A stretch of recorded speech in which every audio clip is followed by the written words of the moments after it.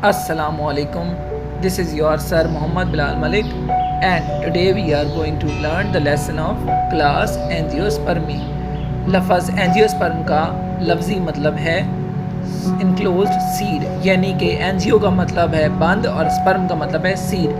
बंद सीड वाले प्लांट। बंद सीड से क्या मुराद है, अब हम ये देखेंगे कि पाइनस में क्या था, सीड नेकेड थे, यानी कि वो बाहर ही प्रेजेंट होते थे।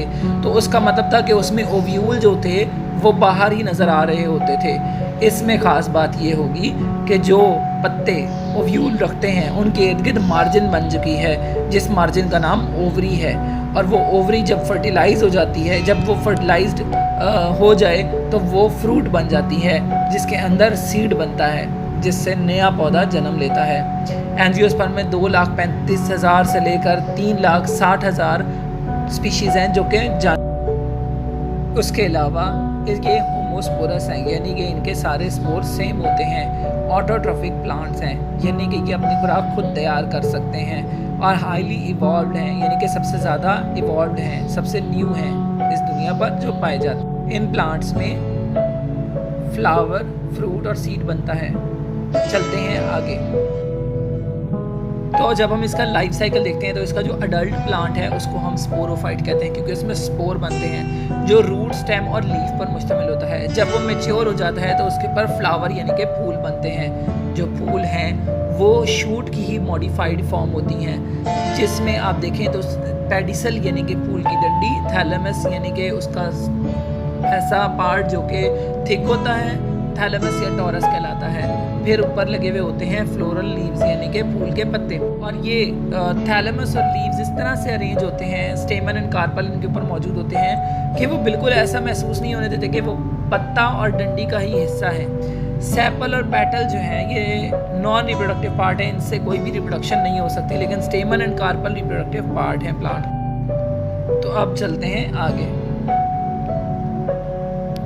जो सेपल और पेटल हैं ये क्या करते हैं, स्टेमन और कार्पल को प्रोटेक्ट करते हैं। और ये जो हशरात हैं, इंसेक्ट्स हैं, उनको भी अट्रैक्ट करते हैं ताकि वो इनकी पोलिनेशन कराए। जब पोलिनेशन हो जाती है तो सेपल एंड पेटल जो है वो गिर जाते हैं।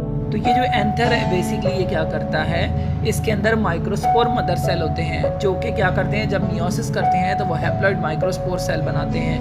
वो जो हैप्लॉइड माइक्रोस्पोर सेल होते हैं जब वो जर्मिनेट करते हैं तो उनके अंदर माइक्रोस्पोर कंटेनिंग गैमीटोफाइट बनता है, जिसको हम क्या कहते हैं, पोलन कहते हैं। फिर दूसरी तरफ देखते हैं कार्पल है, तो कार्पल के बेसल ब्रॉडर पार्ट होता है और जिसको हम ओवरी कहते हैं। ऊपर से स्टाइल होता है जो कि पतला होता है, और उसका जो एंड है, जो बिल्कुल शुरुआत वाला हिस्सा है, उसको हम स्टिग्मा कहते हैं। स्टिग्मा का मतलब होता है एक धब्बा, एक डॉट, ठीक है, जो उसके ऊपर प्रेजेंट होता है। ओवरी के अंदर ओव्यूल मौजूद होते हैं। ओव्यूल के अंदर क्या है, कवरिंग होती है जिसको हम इंटेग्यूमेंट बोलते हैं। तो ओव्यूल ही वो पार्ट है जिन्होंने बीज बनाना होता है, इसीलिए ओव्यूल के अंदर 2 कवरिंग होती है। एक का नाम इंटेगुमेंट कवरिंग होती है और दूसरा नुसेलस टिश्यू होता है जो उसके प्रेजेंट होता है साइड। तो जो पोलन ग्रेन है उसका एंथर से उठ के वो कार्पल के स्टिग्मा पर जाकर बैठ जाने को के अमल को हम पोलिनेशन कहते हैं, जहाँ पर वो जर्मिनेट करता है और अपनी पोलन ट्यूब बनाता है। और यही पोलन ट्यूब क्या करता है, जो इसके अंदर मौजूद होता है न्यूक्लियस, उसको ये डिवाइड करता है माइटोसिस के ज़रिए। माइटोसिस में क्रोमोसोम नंबर हाफ नहीं होता, सेम रहता है। तो इसका मतलब है कि वो ऑलरेडी ही हैप्लॉइड है। जब वो खुद को डिवाइड करता है माइटोटिक डिवीजन के ज़रिए तो वो क्या करता है, उसके अंदर मेल गैमीट बना देता है, और साथ में क्या है, 2 मेल गैमीट और 1 ट्यूब न्यूक्लियस बनाता है। जब ये सब कुछ हो रहा होता है तो उस वक़्त हम पोलन ग्रेन को हम क्या बोलते हैं, मेल गैमीटोफाइट कहते हैं। उसी टाइम पे ओव्यूल के अंदर भी चेंजेस आना शुरू हो जाती हैं, यानी कि वो क्या है, मेगास्पोर बन जाता है और फीमेल गैमीटोफाइट बनाने की कोशिश करता है। पहले मेगास्पोर बनेगा, बाद में वही मेगास्पोर गैमीटोफाइट। जी हाँ स्टूडेंट, ये वही गैमीटोफाइट है जिसमें 7 सेल होते हैं जो हम आगे पढ़ेंगे, और उसमें एक सिर्फ एग सेल होता है जिसको ऊ सफेयर कहते हैं। ऊ सफेयर यानी कि egg. Okay, pollen tube germinate करती और स्टिग्मा से अंदर जाती है, स्टाइल से गुजरते हुए ओव्यूल तक पहुंचती है, और ओव्यूल में जाके फीमेल गैमीटोफाइट के साथ मिल जाती है। वहाँ पर जाके मेल गैमीट रिलीज हो जाते हैं, डिस्चार्ज हो जाते हैं।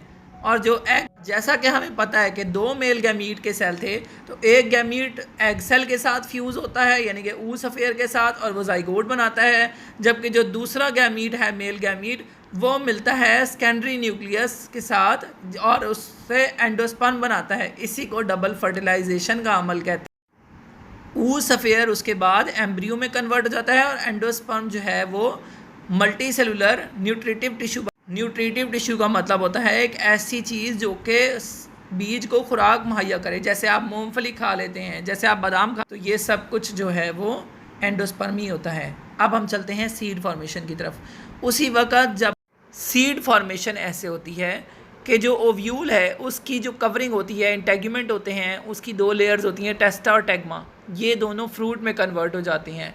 और जो सीड है वो क्या है, रेस्ट के पीरियड में चला जाता है, ताकि जिस टाइम तक माहौल साजगार नहीं रहेगा वो जर्मिनेट नहीं करेगा। जैसे ही माहौल साजगार होता है, कंडीशन फेवरेबल हो जाती हैं, तो वो जर्मिनेट करता है और छोटा सा पौधा निकल आता है जिसको सीडलिंग कहते हैं, जो कि दोबारा से एक बड़ा सा स्पोरोफाइट बन जाता है। तो इसी को हम अल्टरनेशन ऑफ जनरेशन कहते हैं, जिसमें हमारे पास डोमिनेंट स्पोरोफाइट जनरेशन था विद इनकंस्पिकुअस गैमेटोफाइट जनरेशन, और एक ना नज़र आने वाला गैमेटोफाइट जनरेशन था। स्पोरोफाइट जनरेशन डिप्लॉइड होती है इसीलिए 2n, और गैमेटोफाइट हैप्लॉइड होती है इसीलिए सिंगल n इसके साथ लगा हुआ है।